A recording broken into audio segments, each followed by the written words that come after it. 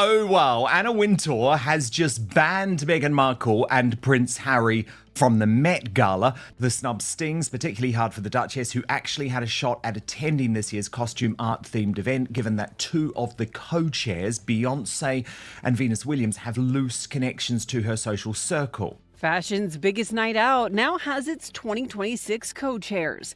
In addition to Anna Wintour, who always sits at the helm of the annual fashion event and fundraiser, Beyoncé, Nicole Kidman, and Venus Williams have been tapped to co-chair alongside the Vogue global editorial director. Meghan Markle has reportedly just received one of the biggest shocks of her public life, and it's sending shockwaves everywhere. Claims have surfaced that she was straight up banned from the Met Gala 2026, and the names behind that decision, Anna Wintour and Sanchez Bezos. Meghan has spent years pushing the narrative that she's a fashion icon, but the one event that could have made that official has reportedly slammed the door right in her face. To really feel why this hits different, you need to understand who we're talking about here. Anna Wintour isn't just powerful, she is fashion. Over 30 years as editor-in-chief of Vogue, the undisputed gatekeeper of who's in and who's out in the high fashion world.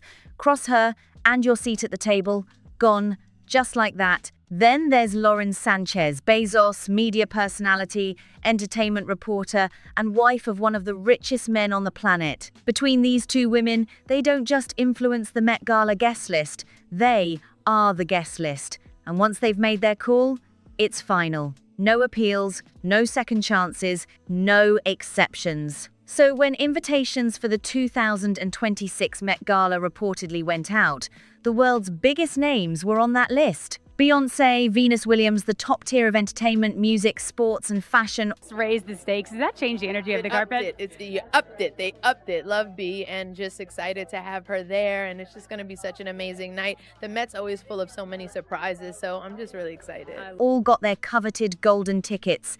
Everyone was welcomed with open arms. Everyone except one Duchess who really wanted to be there. Meghan and Harry allegedly didn't make the cut. Insiders say Meghan was genuinely blindsided, hurt, frustrated, and completely powerless to change the outcome. But here's where it gets spicy. The people Meghan publicly calls her friends, her circle, her Hollywood allies, they got their invitations just fine. They're going. She's not. And that hits differently, because it's one thing to be left off a guest list. It's another thing entirely to watch your so-called inner circle walk through doors that are firmly closed in your face. That kind of realization, it cuts deep. Meghan has long presented herself as a fully paid-up member of Hollywood's elite, but the Met Gala guest list is telling a very different story. Anna Wintour, the chief organizer and guiding force behind the Met Gala, has reportedly had long-standing disagreements with Meghan. Anna values discipline, tradition, and keeping the focus on fashion itself, not on one personality hijacking the spotlight. She knows Meghan's presence could pull media attention away from the fashion celebration and turn it into a personal publicity moment, and that's something Wintour has never been here for.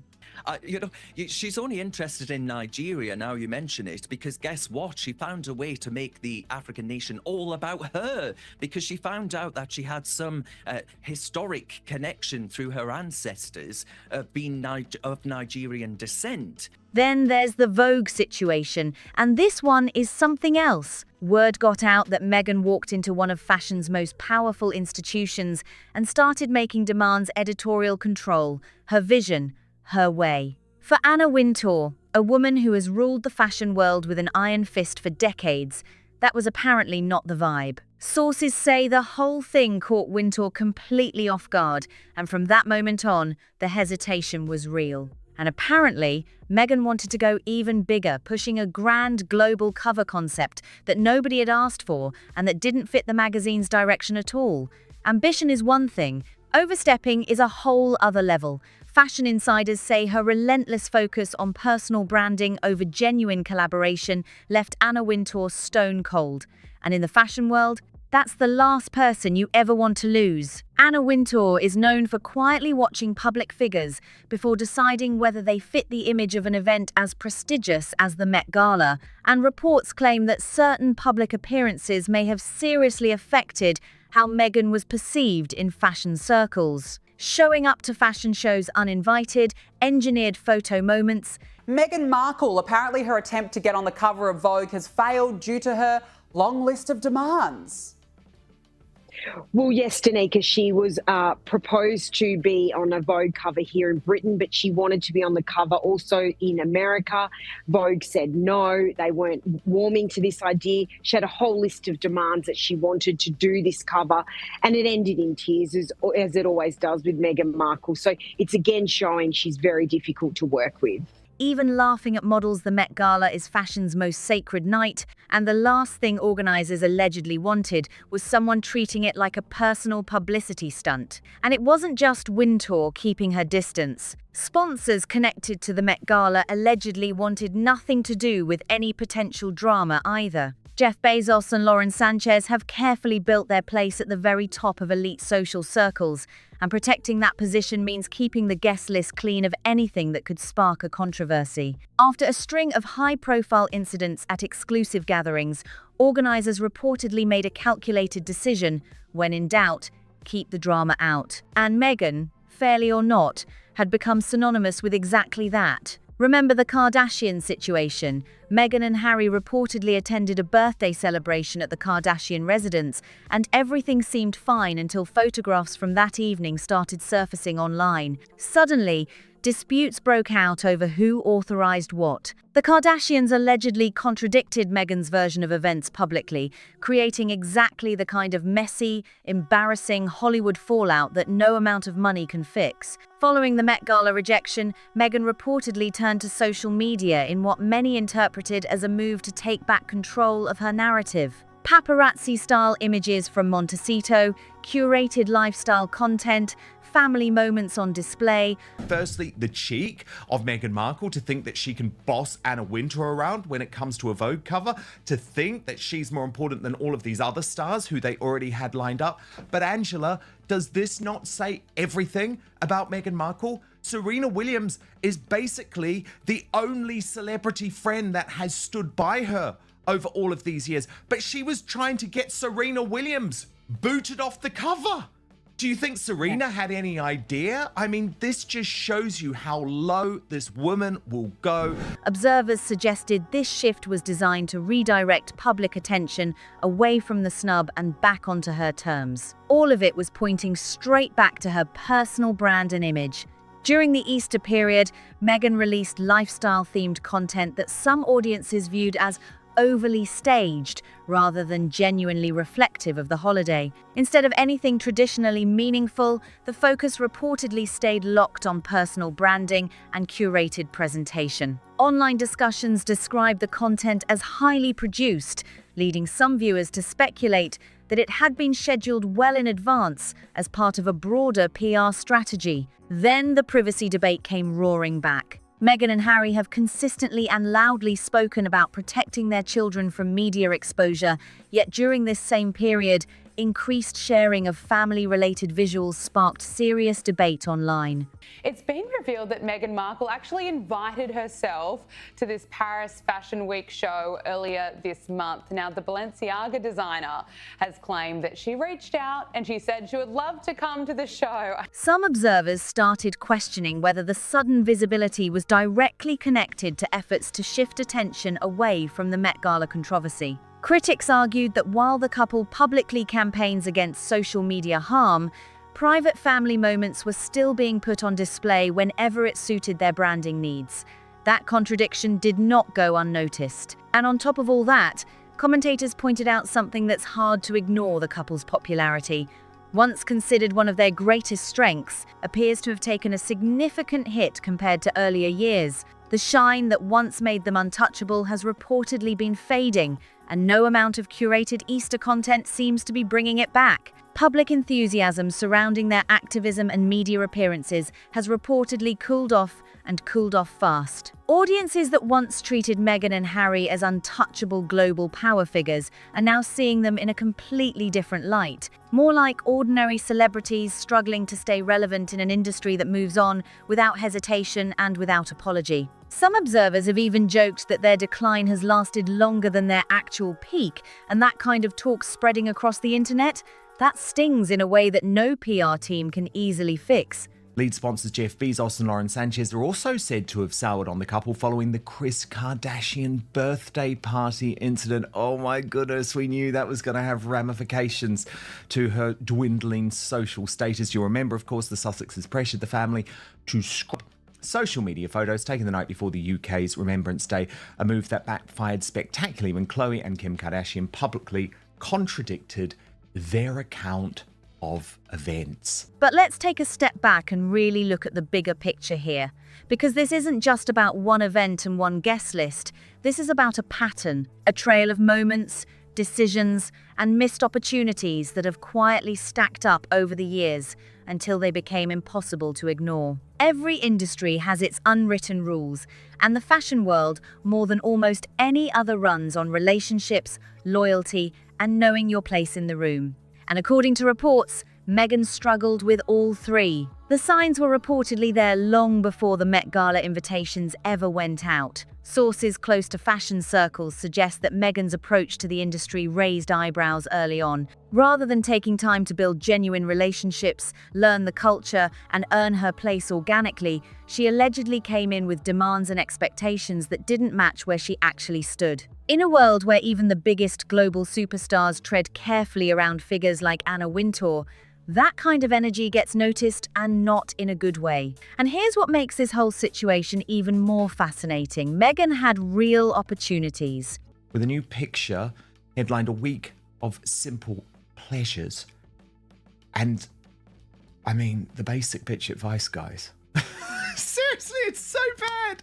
Sorry, I hate to laugh, but this is her advice. Set the table in colour and spend an afternoon decorating eggs together.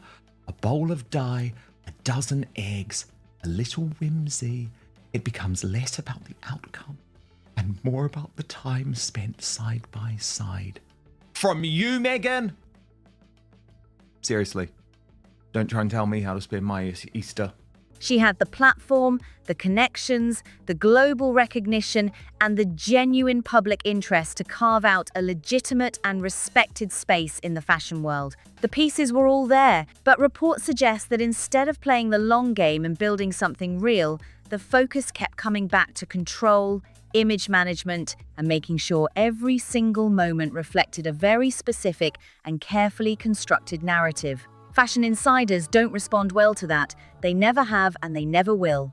Then came the Vogue situation that reportedly changed everything behind the scenes. Walking into one of the most storied institutions in fashion history and allegedly pushing for editorial control, demanding that things be done a certain way, trying to reshape the vision of a magazine that had been operating at the highest level long before Meghan Markle was a household name, that was reportedly the moment that shifted things permanently. For Wintour, a woman who has spent over 3 decades building and protecting the integrity of her brand, that kind of approach wasn't just unwelcome. It was reportedly the beginning of the end of any real possibility of a meaningful fashion world alliance. Sources suggest Wintour is someone who respects ambition, but demands that ambition come with awareness. Knowing the room, understanding the culture, and recognizing that fashion's most powerful figures didn't build their empires by letting outsiders rewrite their playbooks. Meghan allegedly never quite grasped that distinction, and according to insiders,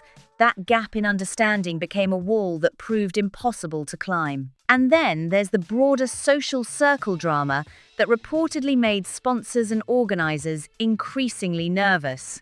The Met Gala isn't just a fashion event, it's a carefully managed, high-stakes production where every single detail matters, including who is sitting next to whom and what kind of energy they bring into the room. After a series of high-profile incidents at exclusive gatherings, where Meghan's presence allegedly generated controversy rather than celebration, the decision-makers behind the scenes reportedly started having serious conversations. When the goal is to protect one of fashion's most prestigious nights, risk management becomes just as important as the dress code. But here's the part that's almost hard to believe. Despite everything that had reportedly unfolded behind the scenes, Let's talk about Meghan Markle because her popularity in Britain has reached a record low. Her favourability rating has dropped to just 20%, meaning it's only Prince Andrew who's more disliked than her.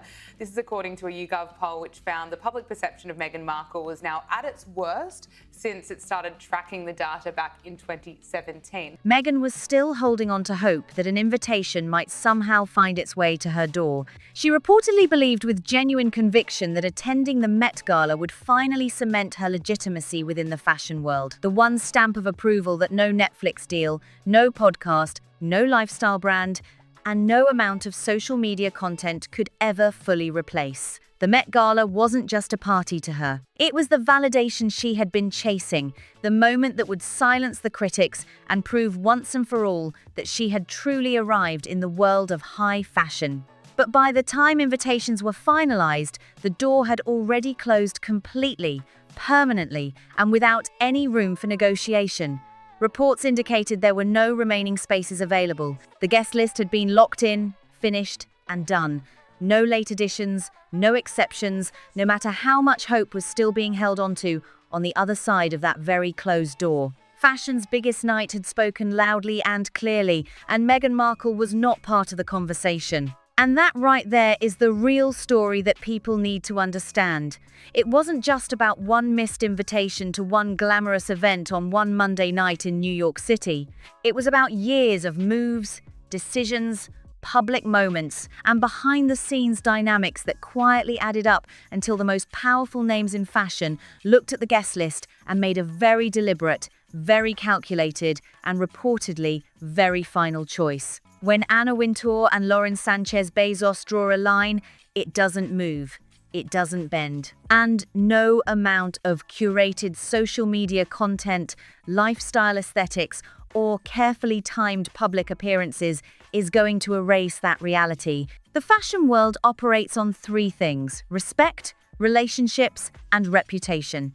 And all three of those things take years to build carefully and only moments to lose completely. Meghan had every opportunity to play the long game, to collaborate genuinely, to show up with humility, and to earn her place at fashion's most elite table entirely on fashion's own terms. She was banking. Now, Paula, look, she does say there's always the chance of a last-minute invite, that type of thing, but it's not looking good. And it is surprising, given you've got the Bezos, the Beyonce, the Williams, but it does feel like Anna Wintour has put her foot down. Plus, I guess a bit of Sanchez mixed in. I would highly. Oh, yeah. Instead, reports suggest she tried to rewrite the rules, demand control over institutions that didn't belong to her, and consistently make every moment about herself and her personal brand at every possible turn. And in a world ruled by people like Anna Wintour,